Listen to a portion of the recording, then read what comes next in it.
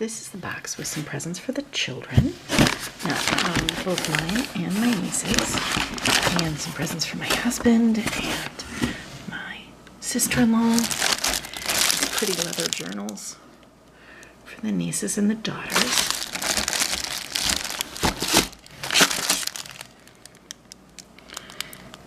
And some sun paper for the nieces. It's probably really loud. Some sun paper for the nieces to play with. Really cool fire-breathing like tube. It extends and you can blow air at the fire so that you encourage it. And some fermentation lids and some glass weights for fermentation. And some really cool silicone grilling gloves for my husband. So that's all here. Good evening. This is Julia, MoonBound Podcast with our Vlogmas. It is December the 10th at 9:23 at night. And this is really the first time I've had a chance to sit down and chat with you. We got up fairly early this morning and got everybody moving. Got out the door, dropped the kids off at Grandma and Grandpa's, and I got to sit in the car for a while. Getting out of the house was quite difficult. There's just one step, but one step is enough to make it quite difficult to get out. So that was not fun, and then we went and did that. I decided not to go in just for a couple minutes at my in-laws' house this morning and sat in the car. And then we drove into the city and met with my son, who met us in his pajamas. And we had a nice talk and got everything arranged for Christmas break and the coming semester. And it was good to get to see him. And sorry for that interruption. So after we left the campus, I was really hungry. I grabbed an apple on my way out the door, but it wasn't good. It was mealy, and so I only ate about half of it. And half an apple and part of a can of Coke is not a great breakfast. So I was starving, and I was really hurting. The sidewalks near my son's school are not level, and the roads pretty desperately need some repair, and we had to park part of the way down the block and across the street from the school. So that was a fun experience in bumps and icy treachery. Or maybe it wasn't fun. So I mentioned to my husband that I was hungry, and he didn't pick up on that. I mentioned to my husband that I was hungry, and he continued talking to me. And I mentioned to my husband that I was hungry, and I said, I'm just going to keep saying that. And he said, are you expecting me to do anything about that? And I'm like, yeah, hon, I'm hungry, and I'd like to take some Advil, and I can't do that on an empty stomach anymore. So he asked me what I'd like, and I said Chinese or burgers. And he took me to this old, kind of rundown looking Chinese place that he used to go to back when he had his first job when he was a teenager. He's like, I have no idea if this is still good, but I know it's right here. And we walked in, and the inside was clean and nice and painted up, all sorts of Chinese decorations and a giant gold Buddha. And there was a couple of people at tables, but there was also a big table of very affluent looking business people who were all speaking in some Chinese language. I am not certain which one it was, as I don't speak any of them, but just thoroughly enjoying themselves, which convinced me that the food was probably going to be good. It also smelled really good. And so I had a very nice lunch with my husband. I had Mongolian beef, and he had beef with broccoli and stuff. I don't know. It was good. And then we went back over to my mother-in-law's, and we did not know it, but my sister-in-law was coming over with her kids. Actually, she abandoned them there so she could get some Christmas shopping done. And so all the cousins were playing together, which was awesome. And my mother-in-law's a potter. I've shown her work off in the videos before. And she's been working on this project my husband wants, which is kind of an Oriental style plate. And so they've been kind of collaborating on what he wants and what she can make the clay do, and, you know, translating a vision from one person to another. And so she had 2 samples there for him to look at, and I'll take a picture of those and include them here.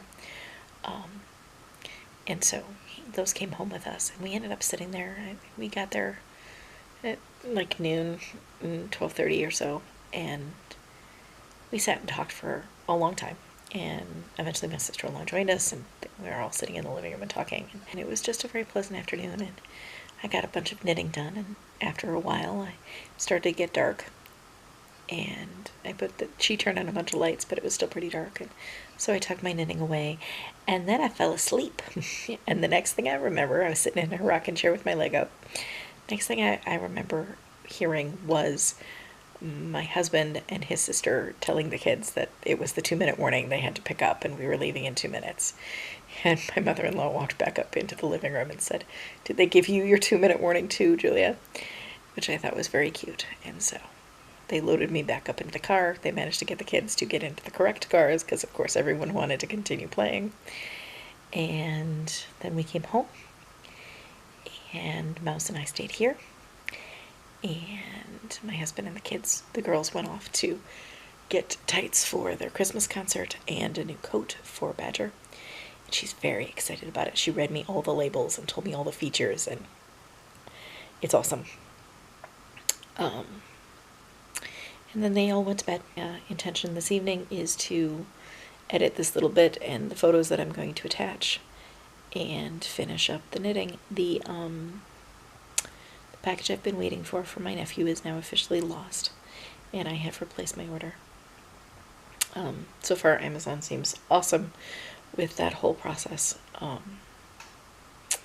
And they said they would send me a new one out right away, and they're upgrading my shipping at no cost. So we'll see if it gets here. I'm now less believing. I don't, however, have any more outstanding orders because a box of the rest of my orders came in today. Only thing that I am waiting for, that I ordered myself, is my nephew's present. And so we will just keep our fingers crossed and hope that that gets there. I am going to sew him something when I do my sewing day, so that even if it ends up being later than Christmas, he still has something. And the cat has decided I need company. Hi, Racer Cat. You can sit behind me. I don't want you on my lap today. So yeah, I'm going to dig out the knitting for. I got a lot done last night, and I got a lot done today. I am officially in the toes. Just barely, though, so it doesn't really look like they've decreased into the toe. So this is the beginning of yesterday's marker. I didn't place a new one for today, but I have started the decrease. Yeah, he's just never willing to just sit behind me. He always has to get on my lap. He's slowly sneaking. I think he's still off camera, but he is slowly sneaking down to come sit on my lap. So hopefully these will get done tonight. Not too many more rows, and that present will be accomplished. So I think I'm on track for my goal of being able to have a new start for Monday. So there's that. I also started a bread dough tonight.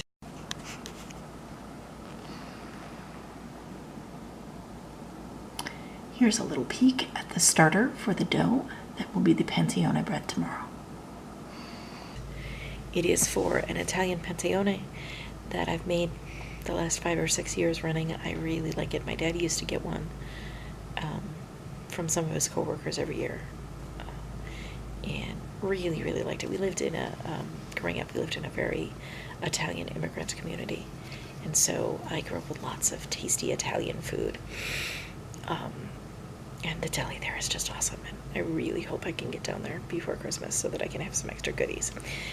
But that started, it calls for 3/4 cup of flour, a package of yeast, which is 2 1/4 teaspoons of yeast, and 1/4 cup of water, and malt syrup. Now, the malt syrup is optional, but I have used it in the past, and I have also made it without it in the past in years that I couldn't get it. I brew beer. I just haven't done any this year. And so I didn't have any malt syrup sitting around, and the one shop that I could get it where I could go in and say, hey, can I buy a cup of syrup off of you? Because I only need a teaspoon. So if I make a bunch of batches, I could get through it, but he closed, and so I can't get it that way anymore. And so I'd have to buy enough to make 5 gallons of beer, which I don't really see myself doing right now. So decided to opt to try a teaspoon of honey in its place, which, seeing as from a chemistry point of view, all it's looking to do is feed the yeast a bit more, it should work just fine. And from a taste point of view, I don't think it's going to change the flavor profile too much. It's a teaspoon in what will end up being 2 fairly large loaves. So there is the beginning of Christmas baking. I will share the rest of the recipe with you tomorrow. It's supposed to sit like this overnight, and then it gets all sorts of goodies. It traditionally should have nuts in it, but my family, other than me, doesn't do nuts in bread. I don't mind it in panettone, and I don't mind it in Hosca, but I don't really like it in other breads, so I see where they're coming from, and I just leave it out of those. So it should have pine nuts in it, but it's not going to, because they don't like it, and so why bother wasting the money to put it in, and then have nobody but me eat it. Except then nobody but me eats the bread. Alright, I don't need to eat 2 loaves of bread, even if they're really good. So there is that, and I now have a cat purring on my lap.